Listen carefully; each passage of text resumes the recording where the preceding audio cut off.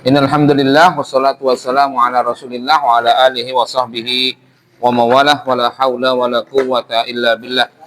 Asyhadu an la ilaha illallah wahdahu la syarikalah wa asyhadu anna Muhammadan abduhu wa rasuluhu la nabiyya wa la rasula ba'dah. Qala Allah ta'ala fil Qur'anil Karim ya ayyuhalladzina amanu ittaqullaha haqqa tuqatih wa la tamutunna illa wa antum muslimun amma ba'd. Segala puji bagi Allah Subhanahu wa taala atas seluruh nikmat, hidayah serta taufiknya kepada kita semua sehingga kita masih bisa kembali bertemu, berkumpul, mendatangi madrasah lansia yang sama-sama kita cintai. Mudah-mudahan pertemuan kita pada pagi hari ini diberikan ridho dan juga pahala yang berlipat ganda oleh Allah Subhanahu wa taala. Amin ya rabbal alamin. Salawat serta salam kita haturkan kepada junjungan kita, suri teladan kita Nabi besar Muhammad sallallahu alaihi wasallam, dan juga kepada seluruh keluarga, sahabat serta umatnya yang senantiasa berusaha untuk mengikutinya dengan baik dan benar hingga akhir zaman nanti. Para santri Madrasah Lansia Al Barokah yang semoga dirahmati oleh Allah Subhanahu wa taala. Seperti biasa sebelum pelajaran kita mulai, kita absen terlebih dahulu. Mohon nama-nama yang kami panggil untuk bisa menyampaikan kehadirannya. Ibu Bapak Agus, Ibu Ambar, Ibu Andi Endang, Ibu Astuti, Ibu Baktirianti, Ibu Devi, Ibu Dwi Yuliarti. Oh izin ya? Kayaknya izin tadi saya. Ibu Eri Juliani Putri, Ibu Erni Maija, Ibu Eti Puji, Ibu Etika. Hadir? Belum. Ibu Handayani, Bapak Harsono, Ibu Heni Yuniarti,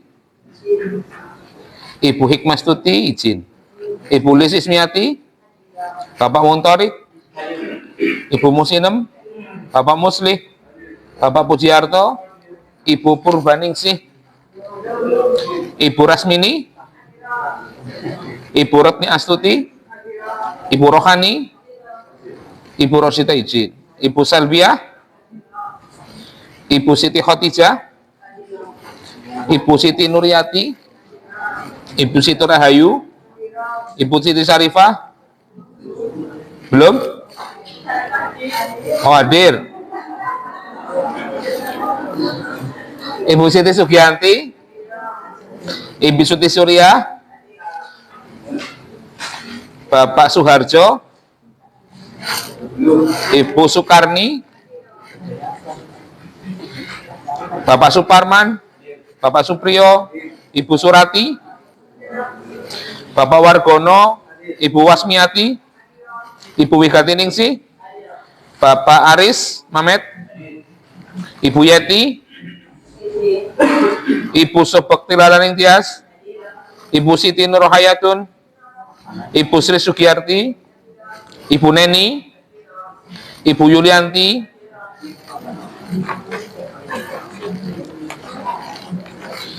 Bapak Rohadi,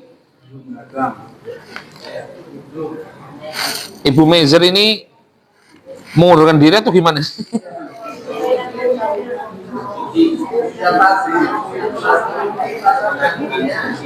Ibu Mai Nurhayati,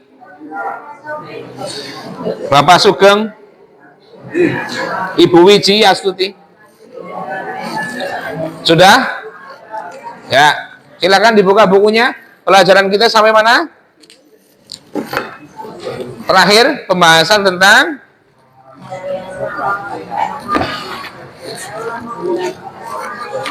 tentang keutamaan sholat subuh berjamaah. Kita terakhir membahas keutamaan yang ke-6 ya.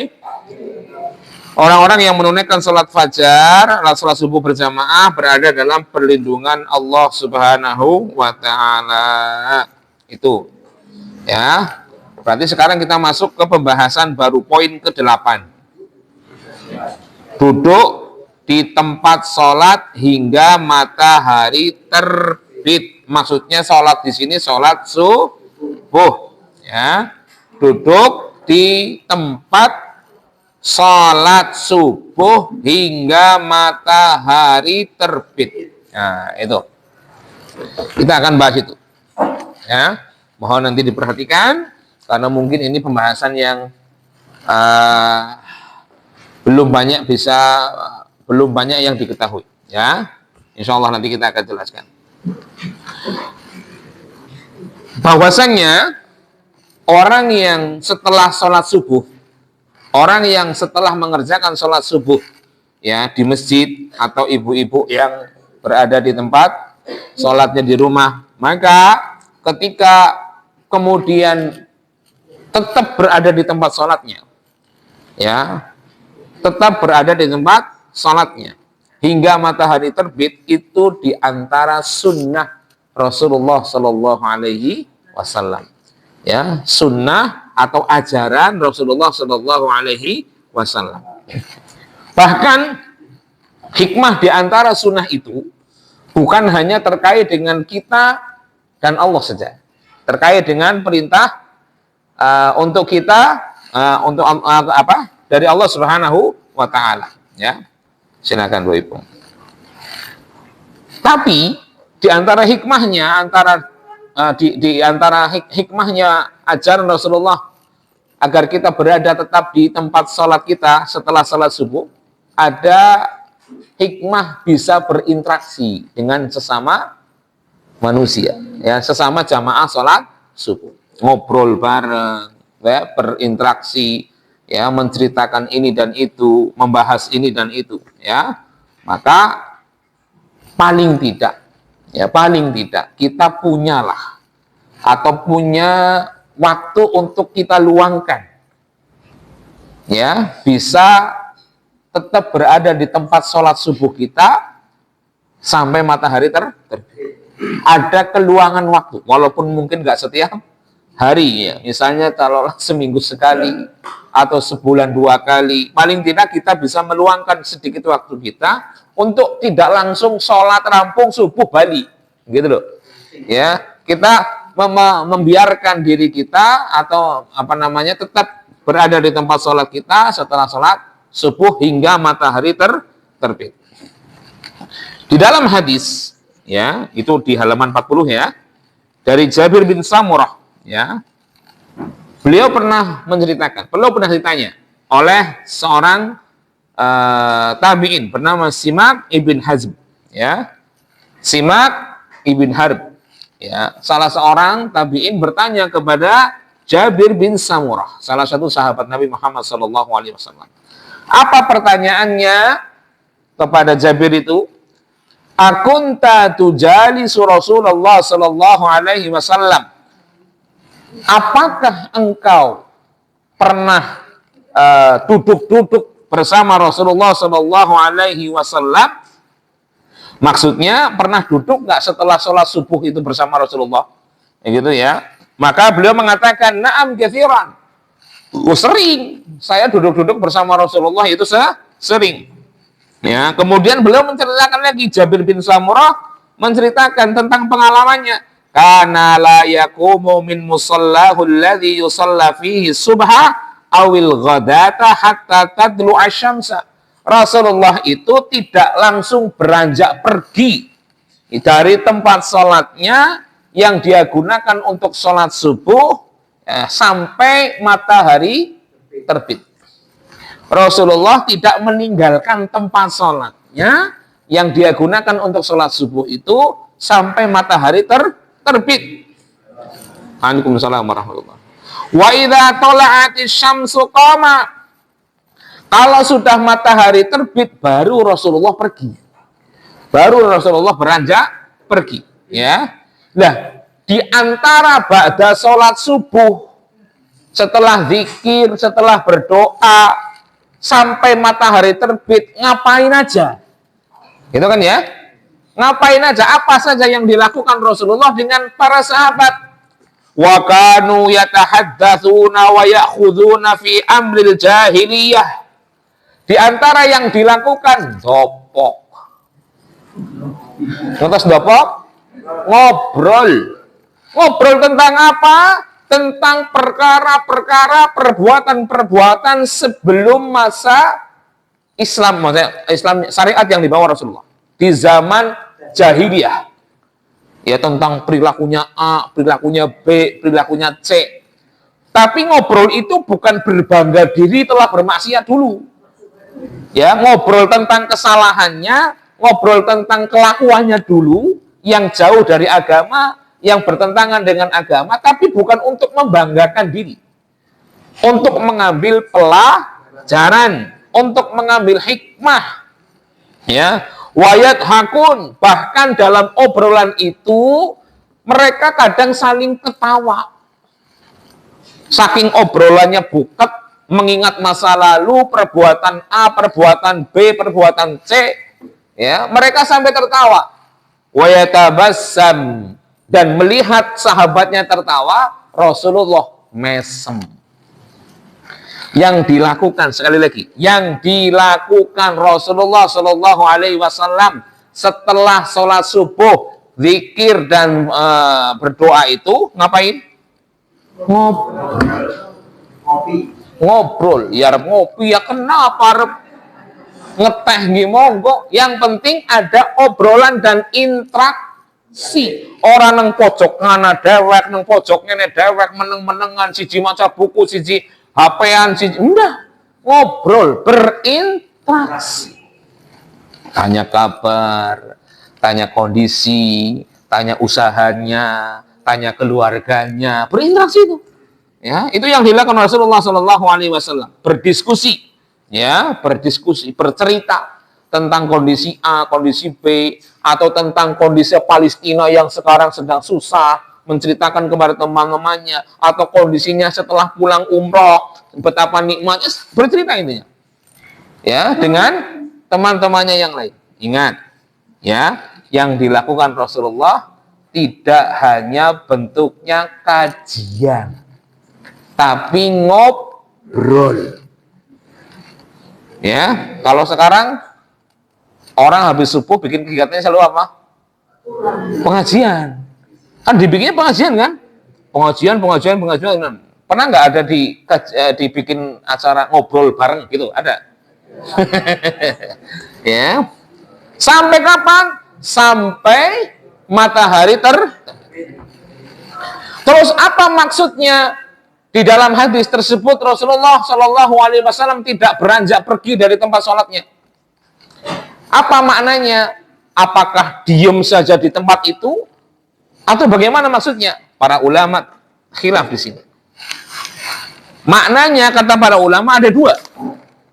Sebagian ulama ya makna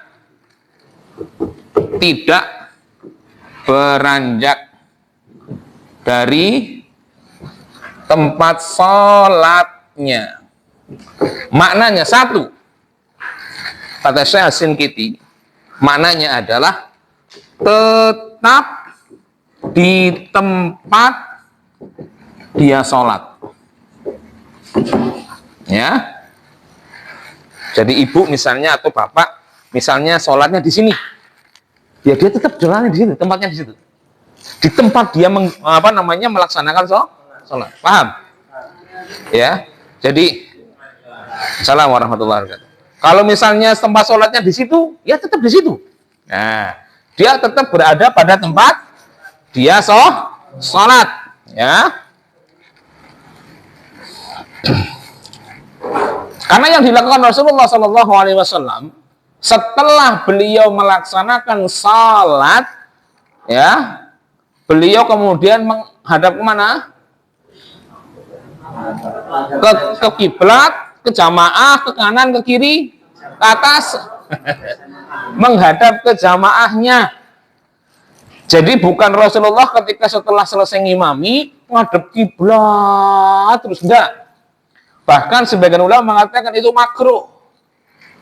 Kalau ada imam ngadepnya langsung kiblat terus nggak menghadap ke jamaah, ya. Hal ini berdasarkan sebuah hadis dari Samurah bin Jundab radhiyallahu anhu. Beliau mengatakan, "Kana Nabi sallallahu alaihi wasallam idza shalla sholatan." Sesungguhnya Rasulullah sallallahu alaihi wasallam apabila telah selesai sholat, ya, aqbala alaina biwajhi, beliau itu menghadapkan wajahnya ke arah kami. Kami itu maksudnya para sahabat yang menjadi makmum. Jadi mengarahkan wajahnya ke arah sahabat. Jadi kalau jadi imam, ya selesai salam kedua, kemudian beristighfar, berzikir, Allahumma anta salam wa minka salam, tabarakna rabbana ya dzal jalali wal ikram. Selesai itu langsung ngadep ke arah jamaah, ke arah makmumnya, ya, ke arah makmumnya, ya. Dan ke arah makmum ini beliau tidak selalu kayak gini nih, tidak selalu bentuknya begini, ya. Kadang beliau mengarahkan ke arah makmum itu, kadang menghadap ke kanan, kadang menghadap lurus, kadang menghadap kiri. Yang penting menghadapkan wajahnya ke arah jamaah. Nah, ya. Aktsura ma ra'aitu Rasulullah sallallahu alaihi wasallam yang sarifu an yaminihi. Yang paling sering yang dilakukan Rasulullah menghadapkan wajahnya ke arah kanan. Makanya banyak sahabat yang milih di sebelah kanan karena sering dilihat sama Rasul, gitu ya. Walaupun ke arah kiri tidak apa-apa kalau misalnya panjenengan jadi imam, ya, berzikir secukupnya, istighfar, ya, kemudian membalikkan badan untuk melihat ke arah makmum. Ya, banyak hikmahnya sebetulnya, banyak hikmahnya, ya, banyak hikmahnya. Di antara hikmahnya ya melihat kondisi makmum. Kemudian di antara hikmahnya itu supaya terkait dengan tidak bolehnya makmum mendahului pergi sebelum imam berbalik, gitu ya. Dan di antara banyak yang lainnya, ya. Itu makna yang pertama. Maknanya yang pertama. Yang kedua, makna yang kedua, tetap di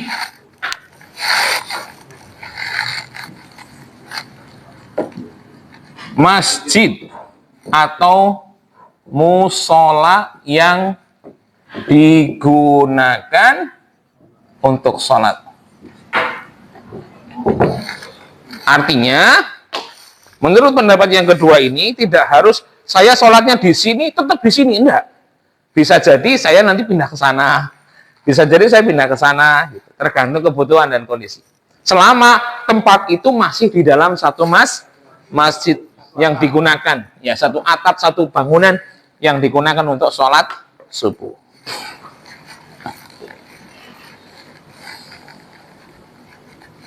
Jadi ya, disampaikan oleh para ulama terkait dengan hal itu, bahwa maksudnya, ya, sebagian ulama mengatakan tempat di situ aja. Dia sholat di situ, ya dia tetap di situ, nggak kemana-mana. Tapi sebagian ulama yang lain mengatakan, maksudnya tetap berada di tempat sholatnya, tidak harus di situ saja. Bisa jadi dia berpindah ke tempat yang lain selama dalam satu bangunan. Ya, misalnya imam kan di depan, ya, kemudian dia kepengen jalan ke sana, jalan ke sini, atau misalnya rombongan ngobrole itu di belakang, maka dia kemudian pindah ke belakang juga nggak apa-apa. Nah, gitu ya. Ini menurut pendapat yang kedua. Ingat, yang dilakukan mereka itu diantaranya adalah berbincang-bincang. Berbincang-bincang. Jadi kalau seandainya setelah sholat subuh sampai nunggu waktu terbitnya matahari, kemudian disediakan kopi itu tadi kayak Pak Wargono, ya, disediakan teh, disediakan pisang goreng, disediakan sarapan. Kita pada pindah sarapan, ya nggak apa-apa, nggak apa-apa, boleh saja. Ya, tidak harus bentuknya pengajian. Itu tadi berinteraksi, berdiskusi, ngobrol, bukan hanya terkait masalah akhirat saja, bisa jadi hanya itu terkait masalah dunia, gitu ya. Tentang misalnya hujan, ini pertanian gimana kalau musim hujan atau gimana? Ya, misalnya perikanan bagaimana musim hujan ini, bagaimana harus bagaimana begitu. Ya, intinya sekali lagi bahwa yang disampaikan atau yang dikerjakan oleh Rasulullah dan para sahabatnya saat itu adalah tetap berada di tempat sholat subuhnya, maksudnya di tempat atau masjid tersebut, sampai matahari terbit dengan melakukan aktivitas-aktivitas. Kalau diisi dengan kajian, bagus, nambah ilmu. Tapi sekali lagi, kalau tidak diisi dengan pengajian, itu nggak salah, Pak, Bu. Nggak salah. Ya kadang-kadang pernah ini, daripada koyo-koyo pengajian, enggak, sama saja, boleh. Pengajian boleh, mau dibikin acara ngobrol-ngobrol boleh, rapat boleh, musyawarah pun silahkan, tidak ada masalah. Dan tidak ada keharusan kalau bikin acara berada di tempat dia sholat itu harus ada kajiannya, tidak harus. Tapi kalau mau diisi, alhamdulillah. Tapi kan kadang-kadang anak kepengen ngobrol-ngobrol itu silahkan, tidak ada masalah. Bebas saja. Jangan, tidak boleh disalahkan. Orang yang melakukan itu tidak boleh disalahkan. Dan setelah matahari terbit, ya, apa yang dilakukan Rasul? Pergi. Apa yang dilakukan Rasul? Pergi. Loh, Rasul berarti nggak sholat suruh, tak? Ya, Rasul berarti nggak sholat suruh, tak? Ya kan? Selama ini panjenengan yang tahu bagaimana kondisi yang kalau seandainya berada di tempat sholatnya sampai matahari terbit. Pernah nggak mendengar hadisnya tentang keutamaan itu? Saya bacakan ya. Man shallal ghadata fil jamaah, siapa yang sholat subuh berjamaah, tsumma qa'ada yadhkurullah hatta tatlu asy-syamsi, kemudian dia gunakan setelah sholat subuh sampai matahari terbit itu untuk berzikir, untuk mengingat Allah, termasuk pengajian itu tadi. Summa shalla raka'atain. Ketika sudah matahari meninggi, ya, dari matahari terbit sampai bolehnya waktu sholat itu berapa menit? Sekitar 10 sampai 15 menit. Setelah matahari terbit sampai meninggi 15 menit kurang lebih, ya. Kemudian melakukan 2 sholat rakaat, kanat lahu ka'ajri hajjatin wa umratin. Maka orang itu dapat pahala haji dan umrah. Ya, bahkan Rasulullah menambahkan tamatin. Hajinya sempurna, umrohnya sempurna. Ya. Ya, jadi dalam hadis ini ada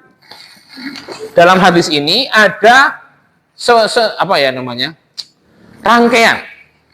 Dalam hadis yang tadi saya sampaikan terkait sholat suruh itu ada rangkaian.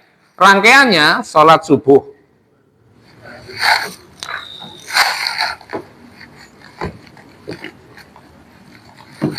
berjamaah di masjid, kemudian mengingat Allah, kemudian sholat 2 rakaat. Dapat pahalanya apa? Umroh dan haji sempurna. Maksudnya orosa haji, orosa umroh, bukan. Tapi pahalanya pahala haji dan umroh. Ya. Itu selama berapa hari? Apanya? Sekali melakukan mendapatkan pahala ini. Ya. Tapi hadisnya dhaif.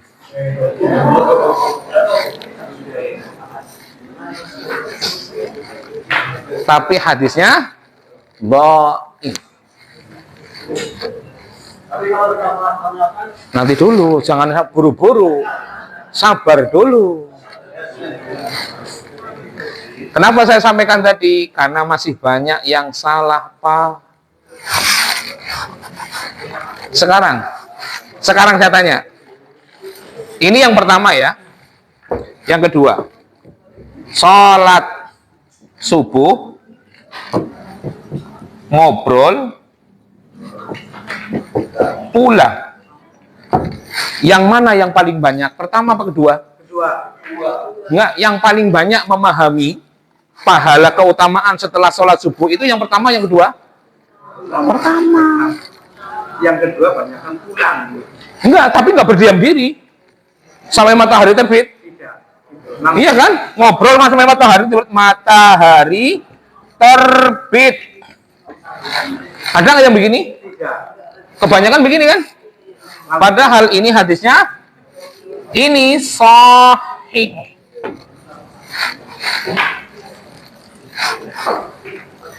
Tapi yang hadis kedua ini tidak dijelaskan pahala dan keutamaan.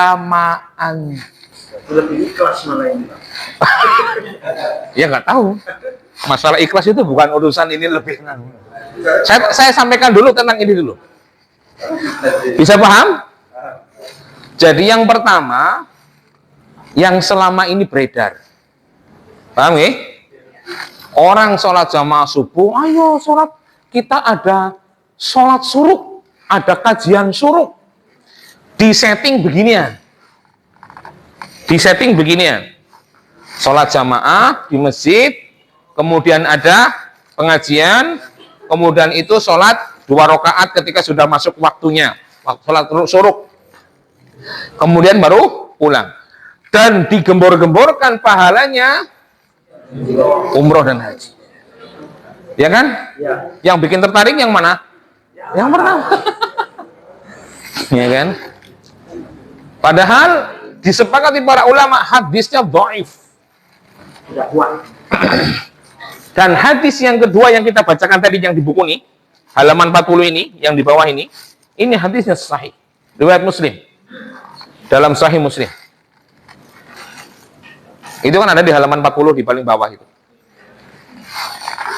Halaman 40 paling bawah. Ya, Sahih Muslim itu. Ya.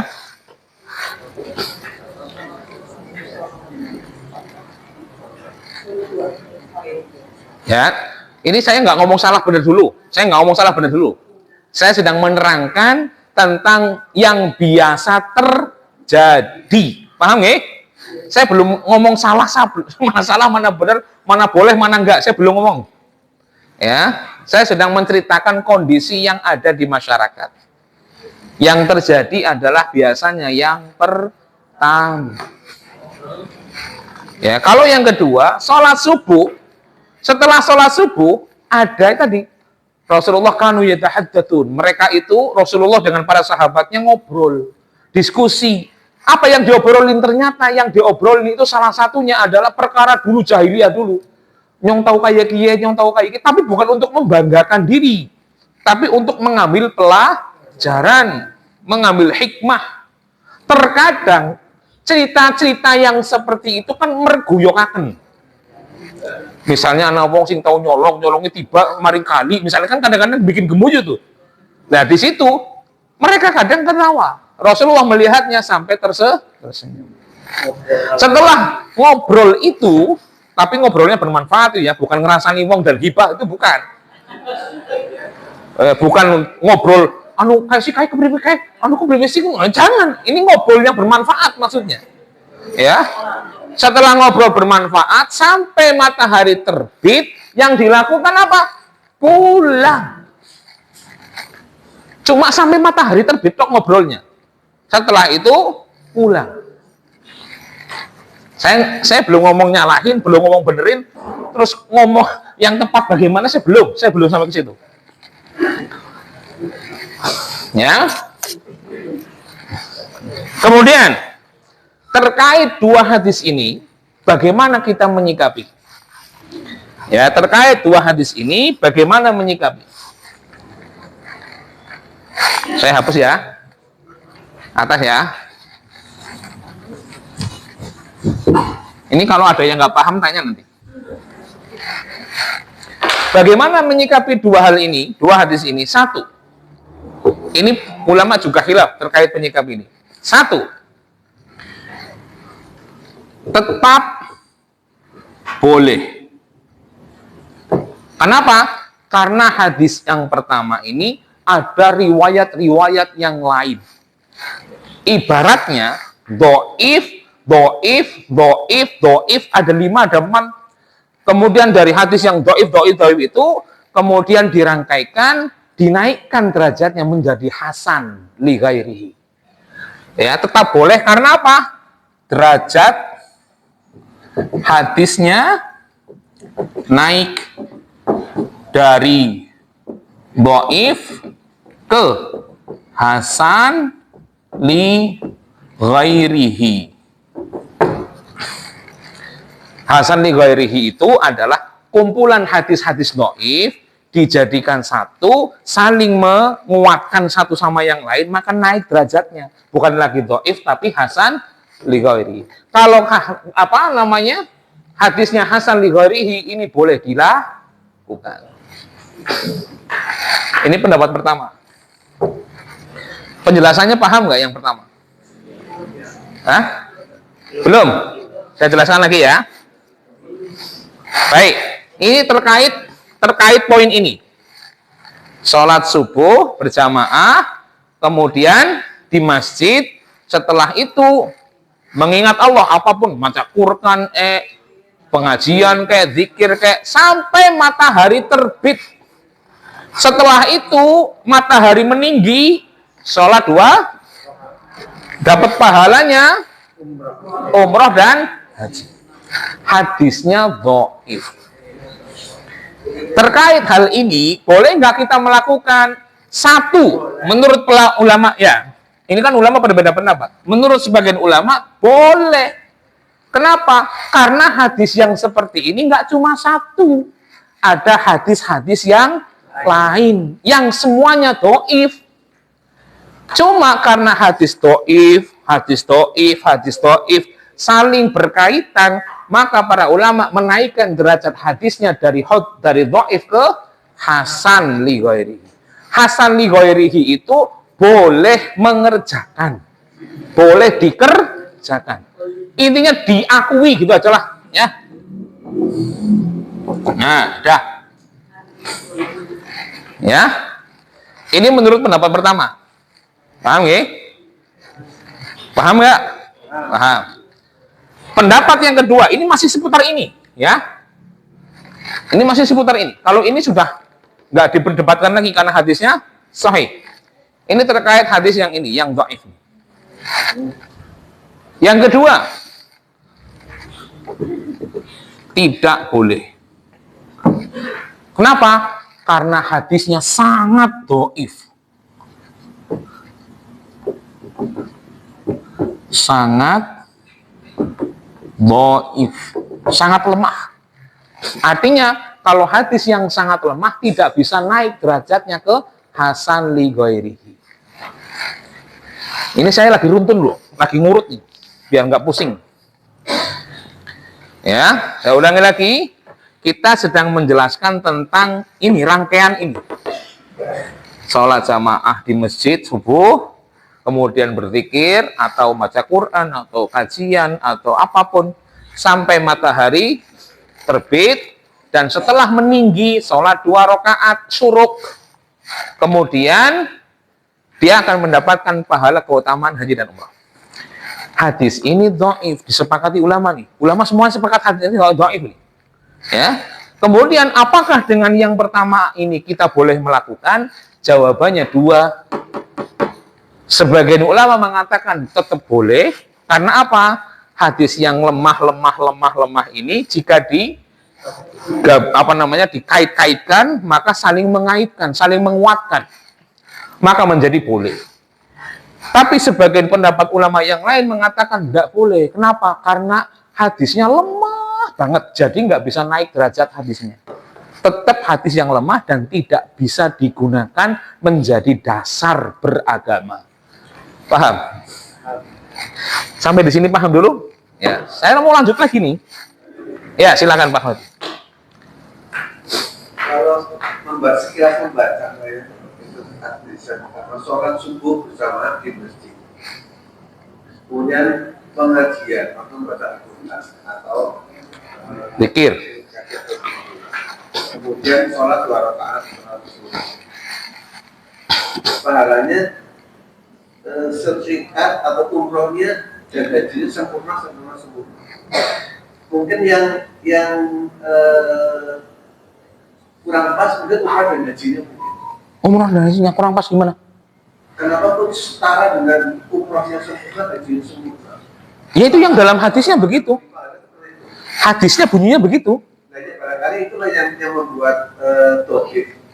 Bukan alasan itunya. Alasannya periwayatannya, bukan ininya. Hadisnya yang meriwayatkan itu tidak bisa dianggap hadis yang kuat. Bukan kesalahan di sini. Paham ya? Ini masalah hadis nih. Hadis jalurnya tidak kuat. Kemudian bukan gara-gara ini dihilangkan jadi kuat, itu ya nggak bisa. Karena masalahnya bukan di sini. Ya, artinya kalau istilahnya dari sholat subuh berjamaah di masjid, pengajian atau berjamaah sampai sholat 2 rakaat itu kan ibadah yang bagus. Makanya nanti saya jelaskan lagi. Ini kan saya sampaikan ini dulu. Saya masih ada tahapan lagi biar nggak loncat, gitu maksudnya. Ini paham dulu apa enggak? Paham ya?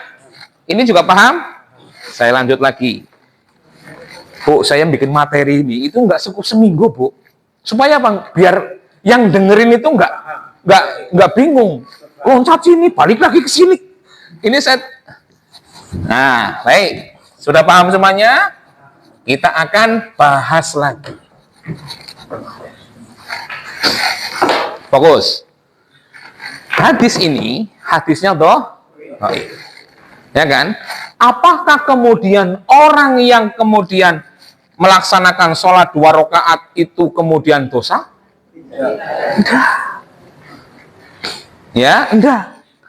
Artinya apa? Orang yang kemudian dia sholat subuh berjamaah di masjid, kemudian setelah itu dia mau pengajian kek, dia mau ngobrol kek, dia mau berdiskusi kek, dia mau musyawarah kek, atau dia mau makan bareng kek, terserah gitu ya.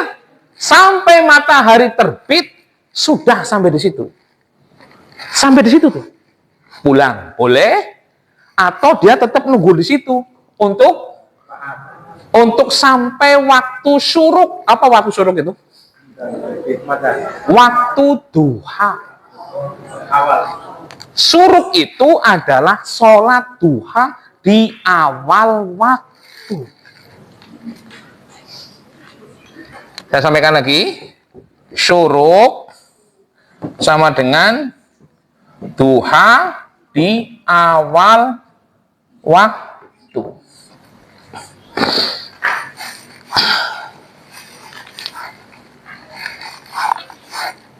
Syuruk atau sholat syuruk adalah sholat duha yang dikerjakan di awal. Kalau sholat duha di akhir waktu, pertengahan waktu, namanya sholat duha. Tapi kalau di awal waktu dinamai sholat syuruk. Paham? Ya. Jadi sebagaimana hadis yang sahih yang ini, ya, kita mengikuti ajaran Rasulullah yang biasa dikerjakan itu hanya sampai matahari terbit pulang.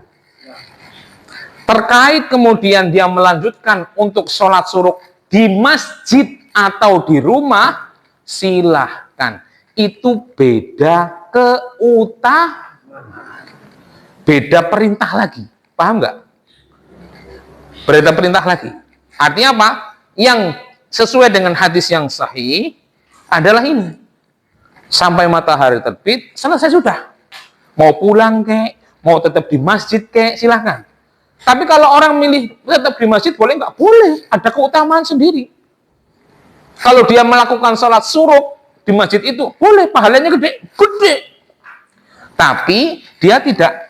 Yang diperselisihkan itu ininya. Terkait masalah hadis tentang keutamaan umroh dan haji itu yang diperselisihkan. Ya, antara ini dan ini kan perbedaannya di sini. Ya kan? Perbedaannya kan di keutamaannya. Maka hadis dari jalur ini yang menerangkan keutamaan itu hadis yang dhaif. Adapun hadis dari jalur yang kedua yang tidak menerangkan keutamaannya apa, tapi menerangkan rangkaiannya, ini hadis yang sahih, yang disepakati kesahihannya. Paham? Ada yang mau tanya lagi? Berarti orang suruk boleh nggak? Boleh. Boleh, tapi tidak masuk rangkaian ini. Ini rangkaian tersendiri. Mau sholat suruknya di rumah boleh, mau sholat suruknya di masjid juga boleh. Ya, karena yang diperbincangkan oleh para ulama terkait masalah keutamaan ini.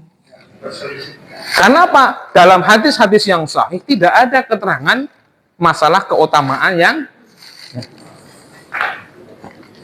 Ayo, ini butuh konsentrasi loh. Ada yang mau tanya? Mau silakan, Tawaran. Kalau misalnya kita, oke lah itu doib ya, kita percaya pada yang ini, yang pertama melakukan yang pertama tadi tetap boleh karena derajatnya diingat. Kita konjur melaksanakan sholat suruknya itu di rumah, apakah mendapatkan pahala yang itu kalau kita meyakini yang tetap boleh? Ya, kalau yang saya sampaikan tadi yang 1 dan 2 atas boleh dan tidak boleh, itu kan terkait hadis yang ini, bukan terkait hadis yang ini. Maksud saya ini suruknya. Iya, saya paham, suruknya di rumah kan, panjenengan ambilnya berarti yang ini. Kenapa nggak ngambil yang ini tapi mintanya yang kayak gini? Panjenengan kan tadi bilang kan, kalau setelah di masjid, tapi sholat suruknya di rumah. Berarti panjenengan ngambil pendapat yang ini aja. Kenapa ngambil pendapat yang ini, tapi kepengennya sholatnya?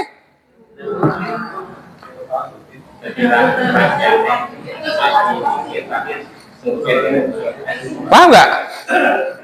Kalau panjenengan memahami bahwa boleh kok, saya mengambil pendapat yang hadisnya naik derajatnya, berarti yang kedua 1, 2 ini tadi. Gitu. Paham nggak? Ambilnya, oh berarti boleh, tapi rangkaiannya tetap di masjid. Gitu. Tapi kalau misalnya panjenengan kok milih, nah saya sholatnya di rumah aja suruknya, berarti panjenengan ambil pendapat ini nih.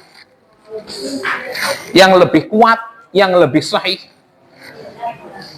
Tapi kalau panjenengan milih sholatnya di masjid juga boleh, di rumah juga boleh kalau mengambil pendapat ini. Hanya kadang-kadang minta yang kedua, yang ngobrolnya itu yang sudah dilakukan. Biasanya subuh selesai, sudah wiridan, sudah doa, sudah selesai, pulang. Yang biasa dilakukan seperti iya, kalau wiridan sampai matahari terbit nggak apa-apa. Maksudnya ini Rasulullah yang dilakukan, ajaran Rasulullah yang dilakukan itu dalam hadis yang sahih, beliau sholat subuh di masjid, menunggu waktu matahari terbit, beliau mengisinya diantaranya dengan ngobrol.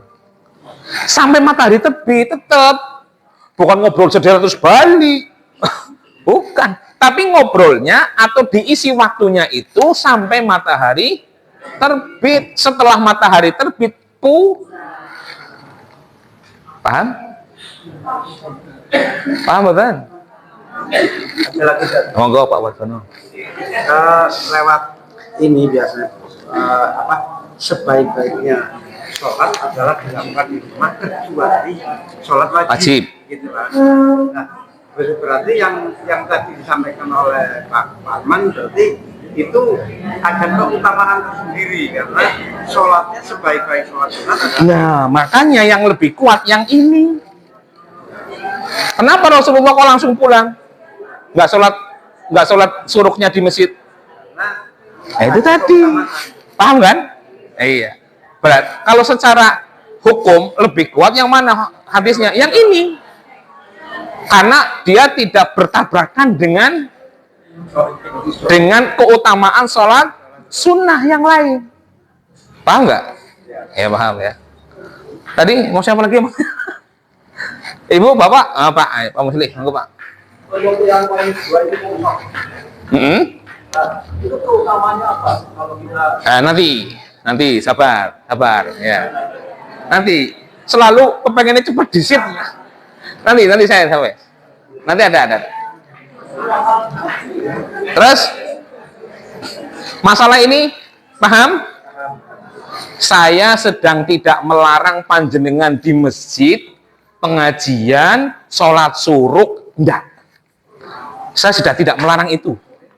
Boleh silahkan, cuma kalau berdasarkan hadis yang kuat, jangan mempercayai ini.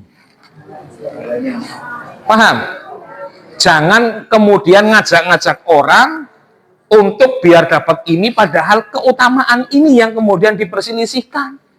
Kalau misalnya dia sholat subuh bersama di masjid, sama dengan yang kedua. Dia pengajian, mengingat Allah, zikir, sama dengan yang kedua. Kemudian, pulang, sama-sama yang kedua. Cuma kalau yang pertama, sholat suruhnya di masjid. Kalau yang ini, sholat suruhnya diperselisihkannya keutamaan haji dan umrah. Bebas ora gelem.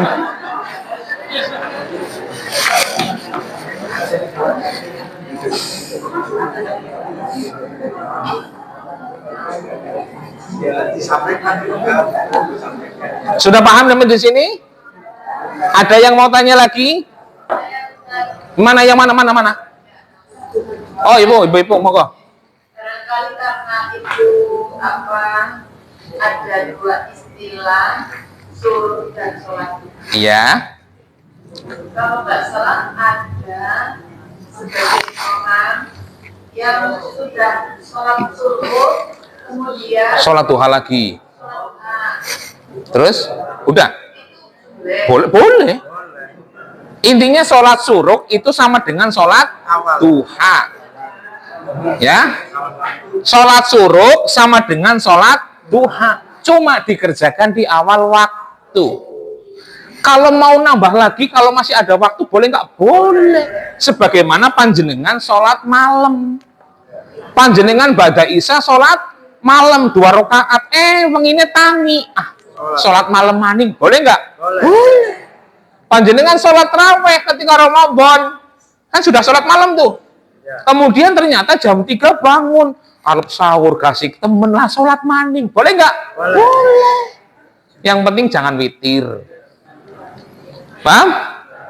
Sebagaimana sholat duha. Sholat duha di awal waktu suruk 2 rakaat sudah dikerjakan. Ternyata jam 10 sudah selesai pekerjaan. Saya mau sholat duha lagi lah. Boleh nggak? Boleh. Tadinya 2 tambah lagi misalnya berapa?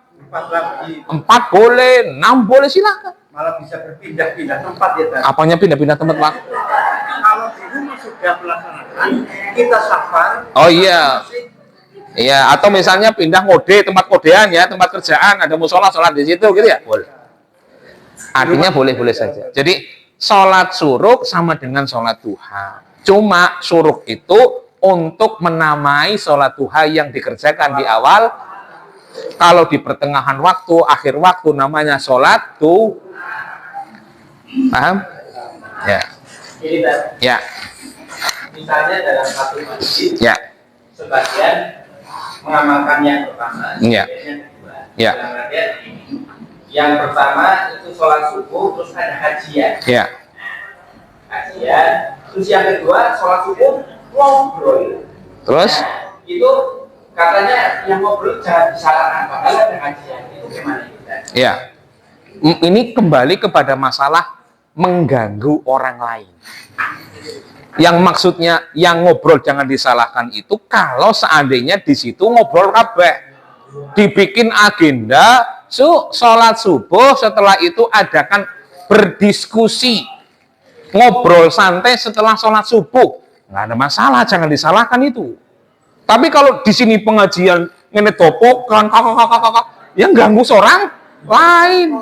Pasalnya mengganggu. Iya, karena di antara rukun akhlak yang mulia, akhlak seorang muslim yang baik adalah wakaful adza, menjauhkan diri dari mengganggu orang lain. Kalau perbuatan itu ya namanya mengganggu orang. Itu kembalinya bukan kepada ini, tapi kembalinya kepada perbuatan lainnya, mengganggu orang lain. Ada lagi? Ya.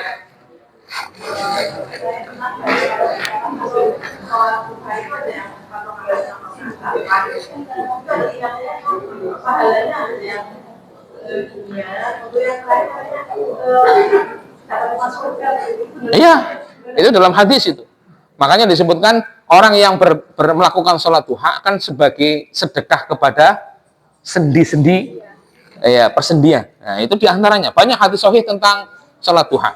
Tapi ingat, itu bentuk janji Allah. Bukan kita mengerjakan sholat duha ben rezekinya lancar, ben apa lagi? Bukan. Tapi kita mengerjakan sholat sunnah duha ya untuk dapat pahala, selesai. Ya. Kalau pasangan misalnya iya lah ya. Ya, nah itu kita bahas nanti. Ada pembahasan lagi. Ini dulu. Ada paham sudah? Baik, kita lanjutkan. Kalau sudah paham semuanya kita lanjutkan. Loh, kalau seandainya hadis yang kedua ini lebih sahih, saya dapat apa? Keutamanya apa? Yang jelas pahala. Ya kan, nggak mungkin nggak Rasulullah mengerjakan masa nggak ada pahalanya. Ya kan? Kita yakin itu. Ketika Rasul melakukan pasti benar dan pasti banyak pahalanya. Yang harus dimasukkan ke dalam keyakinan kita, Rasul mengerjakan, Rasul memerintahkan, ya, Rasul membiarkan, berarti amalan itu pahalanya gede. Ya, itu yang pertama. Pahala kebaikan dari Allah pasti besar. Tapi ada hadis lain yang kemudian yang berlaku secara umum, bukan hanya sholat subuh dan kemudian menunggu sholat suruh, termasuk sholat maghrib nunggu sholat isya, atau sholat duhur nunggu sholat asar misalnya begitu. Ya, tentang keutamaan menunggu waktu sholat. Ya, ini kan termasuk sholat subuh sambil nunggu sholat suruh, ya, maka dia tetap di masjid. Hadisnya dari Abu Hurairah radhiyallahu anhu. Rasulullah Shallallahu alaihi wasallam. Ini hadis diriwayatkan oleh Imam Muslim dan Imam Bukhari. Apa bunyinya? Sabda Rasulullah, la yazalu ahadukum fi salatin ma damatis salatu tahbisuhu. La yamna'uhu ayyang qaliba ila ahlihi illa salah. Perhatikan, Rasulullah mengatakan, seseorang yang diantara kamu jika berada di tempat sholatnya, ya, berada tetap di tempat sholatnya, maksudnya itu tadi, bisa di masjid itu, di musola itu, gitu ya. Dan tidak ada orang yang mencegahnya kembali ke keluarganya kecuali sholat. Orang yang berada di tempat sholatnya sampai menunggu waktu sholat selanjutnya dan tidak ada yang bisa mencegah perginya dia selain sholat berikutnya, dia akan tetap diberikan pahala seperti mengerjakan sholat. Jadi waktu yang dia tidak mengerjakan sholat, dia isi dengan ngobrol, dia isi dengan mungkin tidur sekalipun, ya, tidur sekalipun, dalam rangka niatnya nunggu waktu sholat suruh, dia tetap diberikan pahala seperti mengerjakan sholat. Paham nggak? Itu berlaku dengan sholat lain. Ya. Ya.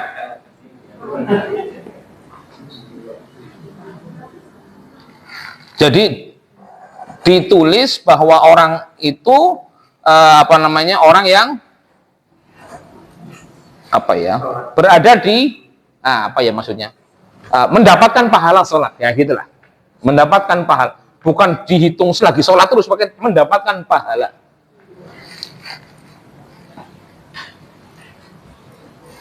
Dan ada hadis lain, Rasulullah mengatakan, al malaikatu tusalli ala ahadikum, para malaikat itu mendoakan, bersolawat kepada salah satu di antara kalian, madama fi musallahu alladhi shalla fihi, selama dia tetap berada di tempat sholatnya. Malaikat akan bersolawat. Bersolawat di sini mendoakan kebaikan.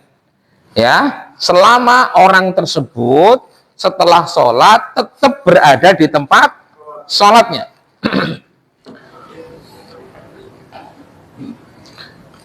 Apa doa malaikat? Allahumma gfir lahu, Allahumma arhamhu. Didoakan malaikat dengan doa semoga Allah mengampuninya, semoga Allah merahmatinya. Bisa dipahami? Ini berdasarkan hadis-hadis yang lebih kuat. Hadis riwayat Bukhari ini tadi. Ya. Bahwa terkait rangkaian pertama yang dapat keutamaan haji dan umroh sempurna-sempurna itu diperselisihkan. Ya, para ulama hadis mengatakan hadis itu dhaif, iya. Mengakui semua ulama hadis itu dhaif, iya. Cuma sebagian ulama menaikkan derajatnya kepada hasan, ya, kepada derajat baik, alias boleh dilakukan, karena hadisnya nggak cuma satu yang dhaif, yang lemah itu nggak cuma satu, ada hadis A, B, C, D, E. Makanya saling mengaitkan satu sama yang lain. Dinaikkanlah derajatnya. Tapi kalau menurut sebagian ulama yang lain, hadisnya karena sangat lemah, tidak bisa naik. Alias, tidak bisa dipakai untuk beribadah. Yang bisa dipakai untuk beribadah, ya hadis yang kedua itu tadi. Yang dia berada di tempat sholatnya, setelah sholat subuh, sampai matahari terbit, kemudian pulang. Alias apa? I'tikaf sampai matahari terbit. Ada yang mau tanya? Ada yang bingung? Ayo, mumpung masih pelajaran ini, bingung tanya. Ya, Pak Wargono. Ini musim hujan selalu sore hari. Kita sholat asar tidak membawa payung. Yang udah masuk sisa kan disusun payung nggak dua tiga ini. Niatnya sampai maghrib. Tapi gara-gara disusuli payung, orang kita ngasih maghrib. Terus gimana? Apa yang ditanyakan? Sudah ngobrol-ngobrol ini bagaimana Pak? Yang nyusul ini jadi tidak baik atau? Loh, tetap panjenengan dapat pahala. Yang dinilai seperti apa gitu? Apanya? Yang itu sudah niat dulunya. Ya sudah niat. Ya, tapi jadi tidak jadi kan? Iya, tapi kan sudah melakukan kan? Ya. Sudah melakukan menunggu kan? Ya. Walaupun akhirnya nggak sampai maghrib gitu kan? Ya sudah. Dan sudah niat. Kayak contoh panjenengan sholat puasa sunnah, diniati sampai maghrib, jam 3 perlu bakso enak banget. Medot. Sebelumnya dari mulai subuh sampai asar, pahala nggak? Ada pahalanya. Jangan kemudian dianggap anggar medot pahalanya hilang, itu enggak. Jika itu sholat puasa sunnah, maaf. Kayak ibu-ibu misalnya, sudah puasa nih, sampai jam 5 sore, ternyata haid datang. Apa kemudian yang dia kerjakan puasanya dari subuh sampai jam 5 sore nggak ada pahalanya? Ada. Jangan mengira sedikit sedikit amal soleh yang kita kerjakan tidak ada pahalanya, ada. Makanya saya sampaikan la tahqiranna, janganlah kalian itu meremehkan amal soleh walaupun itu sedikit. Karena barangkali amal soleh sedikit itu yang menyelamatkan kita di akhirat. Jadi teruslah melakukan kebaikan, teruslah punya niat melakukan kebaikan. Wong niat saja itu juga dapat apalagi wis jajal nglakoni kayak miki. Oke. Ini terkait sholat subuh. Hadis ini terkait sholat subuh. Ayo, ada lagi? Ibu, ngerti ibu dulu. Sholat subuh berjamaah, terus di pagi, kemudian pulang. Itu maksudnya yang satu kedua.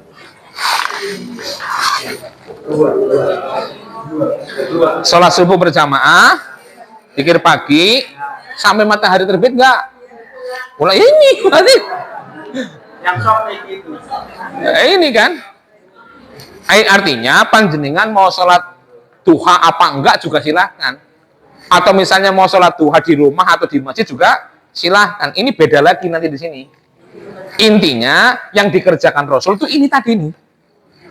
Sholat subuh jamaah, mengisi sampai waktu matahari terbit. Nah, setelah terbit beliau pulang. Artinya beliau itu iktikaf dari mulai pada subuh sampai matahari terbit. Mau diisi dzikir kek, mau diisi baca buku kek, ngobrol kek, ya boleh. Masuk ke utamaan ini malah justru. Aduh, ada lagi? Pak Muslih tadi ya? Kalau tidak ada sholat setelah sholat subuh hingga matahari terbit, itu hadisnya sahih nggak? Iya, hadisnya sahih. Sampai matahari terbit nggak boleh, karena itu ada tanduk setan itu yang kemudian disembah oleh orang-orang non muslim. Makanya bolehnya sholat itu setelah matahari meninggi. Kalau matahari terbit kan belum meninggi. Jadi dari matahari terbit sampai meninggi itu kurang lebih 15 menit. Ketika sudah meninggi, nah ini baru boleh sholat. Termasuk sholat jenazah. Seandainya kita pas. Kalau sholat jenazah terkait itu khilaf para ulama. Yang pertama mengatakan boleh selama apa? Karena sholat jenazah itu tidak terkait waktu, tapi terkait sebab. Tapi yang kedua mengatakan tetap nggak boleh karena itu waktu-waktu dilarang sholat. Itu khilaf para ulama. Ada lagi tadi? Bawa Paroti, monggo. Saya kan masih menanyakan lagi Iya. sholat subuh berjamaah, kemudian ngobrol, Ya. atau untuk pengajian. Ya. Kalau sampai situ kan Sampai matahari terbit. matahari terbit pulang kan tapi sebelum matahari terbit, sampai matahari terbit kemudian Sholat dua rakaat, sholat curug. apakah itu menjadi doktib? Ya enggak. Makanya saya sampaikan tadi, masalah sholat ini adalah hukum tersendiri nanti. Bukan kemudian tidak boleh sholat 2 rakaat. Bukan. Tapi melakukan ini adalah perintah lainnya. Bukan satu rangkaian ini. Kalau menurut hadis yang sahih. Paham? Kalau menurut hadis yang sahih ini, cuma sampai matahari meninggi, tok, selesai itu. Mau dia sholat duha, silahkan. Tidak sholat duha, silahkan. Mau sholat duha di masjid, ya silahkan. Mau sholat duha di rumah juga, silahkan. Kalau menurut hadis yang sahih. Kalau menurut hadis yang disepakati dhaif ini harus satu rangkaian, Pak. Harus satu rangkaian. Tapi kalau menurut hadis yang sahih, ini tidak masuk rangkaian. Alias, ini perintah yang berbeda untuk melaksanakan sholat duha.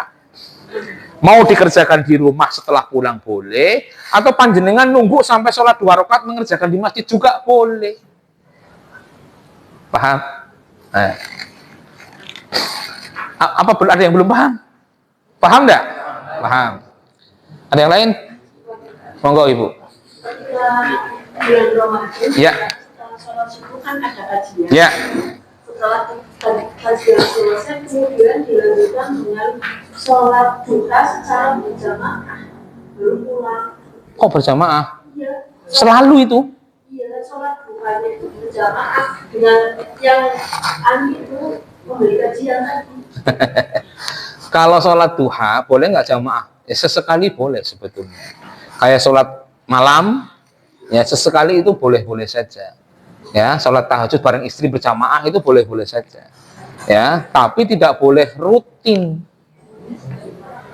Tidak boleh rutin. Gimana? Kalau sesekali nggak apa-apa, misalnya dengan istri suaminya, dengan anaknya atau dengan temannya, sesekali boleh. Ya, kalau sholat sunnah itu sesekali berjamaah boleh-boleh saja. Sekali berjamaah boleh saja. Walau alam yang saya tahu itu kurang tepat. Karena itu sudah rutin masuknya. Kalau nggak berjamaah tapi bareng-bareng nggak apa-apa. Asalkan tidak berjamaah tapi bareng-bareng, ya silahkan. Cuma kalau berjamaah ini yang harus dipertanyakan terkait dengan sholat duha berjamaah rutin itu bagaimana gitu. Karena itu menyelisihi apa yang dilakukan Nabi Muhammad SAW. Ada yang lagi mau tanya? Ayo, jangan diskusi sendiri. Kalau mau tanya, tanya ke ustadznya. Ya. Saya pernah mendengar bahwa sholat duha itu jangan setiap hari katanya. Nanti sholat jadi seperti wajib. Kalau seolah-olah menjadi wajib, udah. Kan syariat sudah selesai. Ya, sholat duha sebaiknya setiap hari apa enggak? Nah, ini khilaf para ulama memang. Ada yang mengatakan sholat duha itu tidak pas atau kurang tepat setiap hari dilakukan. Ya, jarang-jarang dilakukan. Kalau sebagian ulama yang lain mengatakan enggak apa-apa setiap hari. Ya, enggak apa-apa setiap hari. Gitu intinya gitu. Jadi sholat duha itu bukan kemudian kita meninggalkan setiap hari supaya jangan dikatakan wajib, kan syariat sudah selesai dengan diutusnya Nabi Muhammad. Ya, cuma memang ulama khilaf, sebaiknya yang paling afdol itu yang seminggu sekali apa yang setiap hari begitu. Itu berbedanya begitu. Sebenarnya yang hadis dhaif itu yang gimana yang tidak boleh dijadikan. Nah, itu tadi, itu masalahnya nanti belajar ilmu hadis lalu panjenengan mau. Saya juga pernah nyoba tuh, Masya Allah.